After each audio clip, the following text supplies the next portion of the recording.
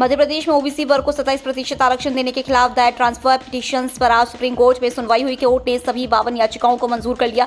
सुनवाई के दौरान ओबीसी महासभा के वकीलों ने कोर्ट से कहा कि एमपी में अलग अलग विभागों में जिन पदों पर भर्ती हुई उनमें से बड़ी संख्या में उम्मीदवारों की चयन प्रक्रिया पूरी होने के बाद कोर्ट में 27% ओबीसी आरक्षण का मामला लंबित होने का हवाला देकर उन्हें नियुक्ति से वंचित रखा जा रहा है, जबकि 27% आरक्षण पर किसी भी कोर्ट ने कानूनी रोक नहीं लगाई।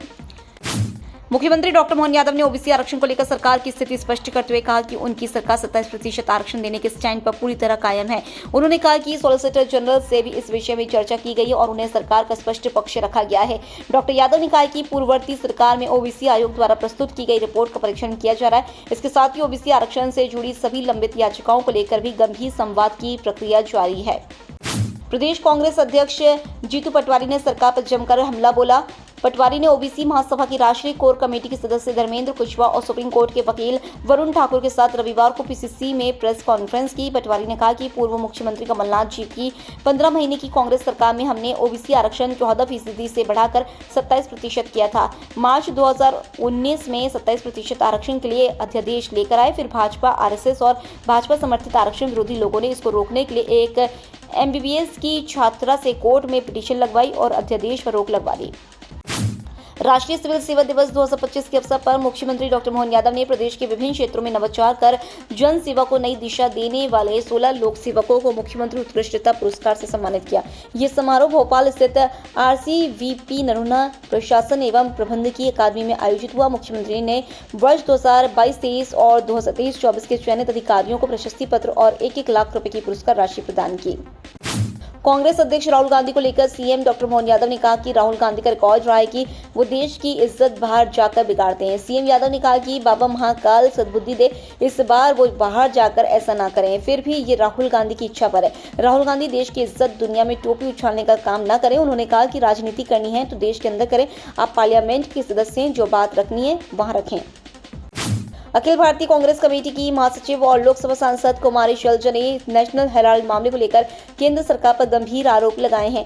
उन्होंने कहा कि यह केस देश को गुमराह करने और असली मुद्दों से ध्यान भटकाने की भाजपा की साजिश है। शैलजा ने कहा कि कांग्रेस नेता सोनिया गांधी और राहुल गांधी के खिलाफ ईडी द्वारा दायर चार्जशीट में कोई ठोस आधार नहीं हुआ है। शैलजा ने कहा कि कांग्रेस नेता सोनिया गांधी और राहुल गांधी के खिलाफ ईडी द्वारा दायर चार्जशीट में कोई ठोस आधार नहीं है। जब कोई धन का लेन देन ही नहीं हुआ तो मनी लॉन्ड्रिंग का सवाल ही नहीं उठता।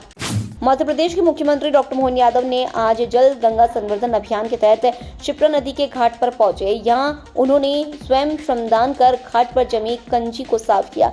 सुबह क्षिप्रा नदी के तट पर पहुंचे मुख्यमंत्री यादव ने आस्था की डुबकी भी लगाई। इसके पश्चात उन्होंने क्षिप्रा का दुग्धाभिषेक किया और मां क्षिप्रा का पूजन कर प्रदेश की सुख समृद्धि की कामना की। बीसीसीआई ने साल 2024-25 के लिए खिलाड़ियों के वार्षिक अनुबंध की सूची का ऐलान कर दिया है। इस लिस्ट में कुल 34 खिलाड़ी है। 4 खिलाड़ियों को A+ ग्रेड में रखा गया है, वहीं 6 खिलाड़ियों को A ग्रेड में रखा गया है। 5 खिलाड़ी B ग्रेड और 19 खिलाड़ी C ग्रेड में हैं। नीतीश रेड्डी, हर्षित राणा, अभिषेक शर्मा और वरुण चक्रवर्ती को पहली बार बीसीसीआई के केंद्रीय अनुबंध में जगह मिली है। इन सभी को ग्रेड C में रखा गया है। वहीं विकेट कीपर बल्लेबाज ऋषभ पंत को फायदा हुआ है, वह ग्रेड B से ग्रेड A में प्रमोट किए गए हैं। इस केंद्रीय अनुबंध की सबसे बड़ी खबर ईशान किशन और श्रेयस अय्यर की इस सूची में वापसी है। रोहित शर्मा, विराट कोहली, जसप्रीत बुमराह और रविंद्र जडेजा को बीसीसीआई के केंद्रीय अनुबंध की A श्रेणी में बरकरार रखा गया है। आईपीएल के 40वें मैच में मंगलवार को दिल्ली कैपिटल्स और लखनऊ सुपर जायंट्स लखनऊ के इकाना स्टेडियम में आमने सामने होंगी। पिछले मैच में लखनऊ ने राजस्थान को हराया था, वहीं दिल्ली को गुजरात के खिलाफ हार का सामना करना पड़ता। पॉइंट टेबल में फिलहाल दिल्ली दूसरे स्थान पर है और लखनऊ की टीम 5वें स्थान पर है।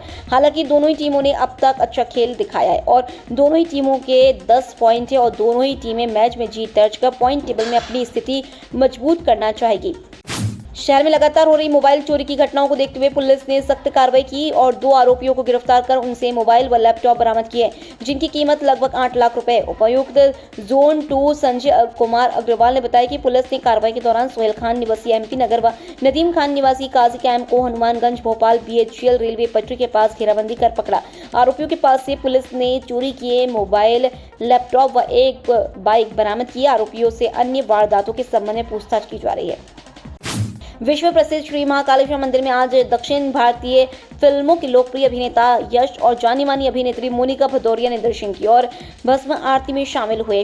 अभिनेता यश पारंपरिक वेशभूषा में मंदिर पहुंचे। उन्होंने चांदी द्वार से बाबा महाकाल का पूजन अर्चन अभिषेक किया और उसके बाद सभी के लिए मनोकामना भी मांगी। वहीं अभिनेत्री मोनिका भदौरिया भी भक्तिभाव में लीन नजर आई। उन्होंने भी भस्म आरती के दौरान भगवान शिव की आराधना की। दर्शन के दौरान अभिनेत्री पारंपरिक वेशभूषा में साड़ी में नजर आई।